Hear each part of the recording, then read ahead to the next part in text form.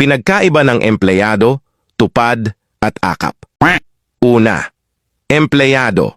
Kapag empleyado ka, 8 oras kang magtatrabaho, magbabayad ka ng tax, at may kaltas ang sahod mo.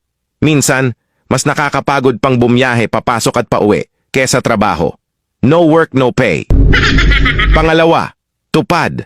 Kapag ka-close mo ang tagalista, makakasama ka na sa tupad. Ito yung nagwawalis lang ng saglit na oras, magpipicture pagkatapos at tiyadan. May sahod ka na, wala pang kaltas. Minsan makikita mo pang kasama yung tropa mong hindi naman nang wawalis sa bahay nila. Pangatlo, akap. Kailangan mo din ng ka-close para malista ka. Hindi kailangan magtrabaho at wala kang gagawin kahit mag-cellphone ka lang maghapon. Ito yung pipila ka lang saglit at tiyadan.